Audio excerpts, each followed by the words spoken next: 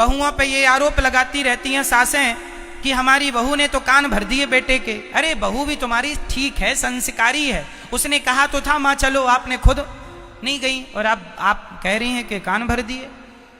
इन बातों से लाभ नहीं है। आप अपना दुख जमाने से रोएंगे, गांव से रोएंगे, गांव वाले तुम्हारा दुख तो कम करेंगे नहीं, और तुम्हारे उस गृहस्थी की आग में वो जरा सी चिंगारी रखने की कोशिश पूरी करेंगे और आग लगाएंगे और भड़काएंगे। इसलिए घर की बातें घर में ही रखा करो और घर की अपनों की बातें अपनों के बीच में रखा करो, गैरों के बीच में नहीं। अपने घर का दुख किसी पड़ोसन से ना कहना, किसी पड़ोसी से ना कहना। ये दुनिया रो रो के सुन लेगी तुम्हारा दुख और तुम्हारे जाने पर हंस हंस के जमाने को बताएगी कि उनके घर में आग लग गई, उनके घर में ऐसा हुआ। ये गृहस्थों की समझदारी होनी चाहिए। तो ये माँ बाप के लिए मेरा सुझाव था, निवेदन था। अब मैं बेटा और बहू के लिए सुझाव दे रहा हूं, बहुत ध्यान से सुनिएगा। कई बार बेटा बहू ये शिकायत करते हैं, महाराज जी हमारी सास बहुत चिड़चिड़ी है, पटती नहीं है, बिल्कुल तालमेल बिल्कुल नहीं बैठता, उसके विचार अलग हैं, हमारे विचार अलग हैं। माना कि विचार अलग अलग हो सकते हैं क्योंकि वो उस जमाने की हैं, आप इस जमाने के हैं, पर फिर भी आज आप कहते हैं कि हम मॉडल जमाने के हैं, तो जब आपकी जब तक बहू आएगी उसके लिए तो आप भी ओल्ड हो चुकी होंगी, पुराने जमाने की हो चुकी होंगी। फिर वो कहेगी मैं नए जमाने की हूं। तो सुनो, ये नया जमाना तो रोज आएगा, हर साल, हर महीने, हर दिन ही तो मार्केट में अपडेट चीजें आ रही हैं। कहां गई वो पुरानी एम्बेसडर गाड़ी, कितना बदलाव हो गया। कहां गए वो पुराने मोबाइल, टेलीफोन, किर किर ऐसे वाले। क्या जमाना बदल गया, समय बदल गया। हर दिन नया सॉफ्टवेयर आ रहा है, हर चीज हर दिन, रोज कोई ना कोई आपके मोबाइल में अपडेट पड़ी रहती है, इसे अपडेट कर लीजिए। किसी ना किसी ऐप को आपको रोज करना पड़ता है अपडेट। सोचिए कि जमाना तो रोज बदल रहा है, और कल को जब आपकी बहू आएगी और वो भी कहेगी मैं नए जमाने की हूं, तो आपका नया जमाना तब तक के लिए पुराना हो चुका होगा। ऐसे ही आपकी सास भी ना कभी कभी नए जमाने में वो भी थी, लेकिन आज के दिन वो पुराने जमाने की हो गई। इसलिए पुराने जमाने को छोड़ा ना करो। कितने भी नए जमाने में जी लो, लेकिन आनंद सुकून जब पुराने जमाने की बातें लोग याद करते हैं, उन्हीं में आनंद मिलता है, उन्हीं में सुकून मिलता है। कहाँ गए वो आपके बचपन के दिन जो आप मिट्टी से खेला करते थे, बालू का घर बनाया करते थे? कहाँ गए वो आपके दिन जब पतंग उड़ाया करते थे? कहाँ गए वो आपके दिन जब एक पत्थर पर दूसरा, दूसरे पर तीसरा, 7 पत्थर रख के अपने एक बॉल से उस पर निशाना लगाया करते थे? ये पुराने ही तो दिन हैं।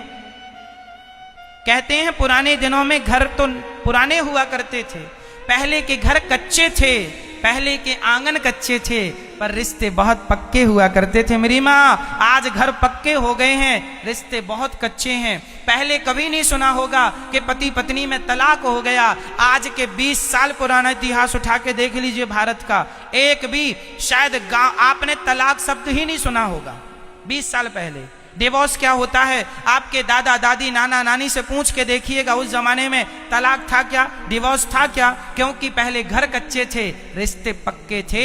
आज घर बहुत पक्के हैं, पर 2 महीने में पति पत्नी का तलाक हो जाता है। तो ऐसा क्या पढ़ लिया कि रिश्ते ही निभाने ना सीख पाए? अरे जो रिश्ते ना निभा पाया वो पीएचडी करके करेगा भी क्या? किसके लिए पीएचडी कर ली है आपने? क्या करोगे उस पढ़ाई का? क्या करोगे उन कागज के टुकड़ों का? उन कागज के टुकड़ों से रिश्ते चल जाएंगे?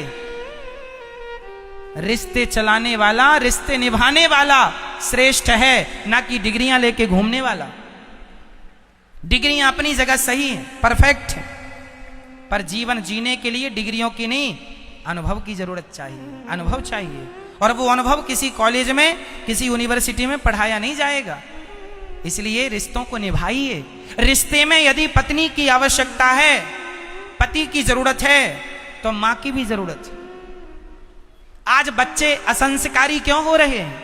आज बच्चे संस्कारहीन क्यों हो रहे हैं? क्योंकि पहले के बच्चे को दादा और दादी का प्यार मिलता था, दादा दादी का लाड़ मिलता था, दादा दादी कहानी किस्से के द्वारा बच्चों के भीतर संस्कार का बीज बोया करते थे। अब तो दादा दादी रहे नहीं, क्योंकि आप तो दादा दादी को अपने घर में रखते ही नहीं। अरे ये बुढ़ों को क्या घर में रखना, आप तो अपनी लग्जरी जिंदगी जी रहे हैं। वो लग्जरी जिंदगी किस काम की जो माँ बाप के बिना हो। मैं हलवा पूड़ी खाऊं और मेरी माँ घुटनों के दर्द से परेशान हो, उसके पास कोई धीरज बंधाने वाला, धैर्य बंधाने वाला भी कोई ना हो, तो आग लगे मेरी अमीरी में। ऐसी अमीरी किस काम की जो मेरे माँ के काम ना आ सकी। ऐसी अमीरी किस काम की जो आपके बाप के काम ना आ सकी। ऐसा अमीर ना बनना मेरे भारतवासियों कि जो आपकी अमीरी आपके माँ बाप के काम ना आ सके। क्या करोगे इतना अमीर बन के? चाहिए आपको अमीरी? हाँ या ना? इसलिए याद रखना, जो आज आपकी गोद में छोटे छोटे बच्चे बैठे हैं ना, ये भी कल बड़े होंगे। इनसे जितना आज आप प्यार कर रहे हैं ना, इतना ही प्यार तुम्हारी माँ भी तुमसे करती है। तुम्हारी माँ तुम पे जान लुटाती है। तुम्हारी माँ तुम्हारी सलामती की दुआ करती है। तुम्हारी माँ ही है जो उंगली पकड़ के चलना सिखाई। तुम्हारी माँ ने ही है जो 9 महीने गोद में रखा, कोख में रखा। जब पैदा हुए ना तो प्रसव का सारा दर्द भूल गई, अपने बच्चे को छाती से लगाकर सारा दुख भूल करके अपने बच्चे को लाड़ करने लगी। वही बच्चा बड़ा होके कहता है तुमने मेरे लिए क्या किया है। अरे राम राम, तुम्हारा दिल क्यों ना फट गया, छाती क्यों ना फट गई जब तुम ये कह रहे थे कि तुम्हारी माँ ने क्या किया, क्या नहीं किया। इस धरती पर सबका धन चुकाया जा सकता है, सबका ऋण चुकाया जा सकता है मेरे भारतवासियों, कभी माँ बाप का ऋण नहीं चुकाया जा सकता। इसलिए अपनी माँ का कभी दिल ना दुखाना। आज कितने बच्चे, कितनी बहुएं ऐसी हैं जो अपनी माँ को घर से निकाल देती हैं। तब तो ये गौरी गोपाल आश्रम में आज 250 माताएं रहती हैं यहाँ, वृद्ध माएं, वो माएं जिनके अपनों ने ठुकरा दिया। वो बहुएं ऐसी ऐसी माएं हैं जिन माओ को बेटों ने घर से निकाल कर एक कमरा में बंद कर दिया, बोले यहां बनाओ खाओ।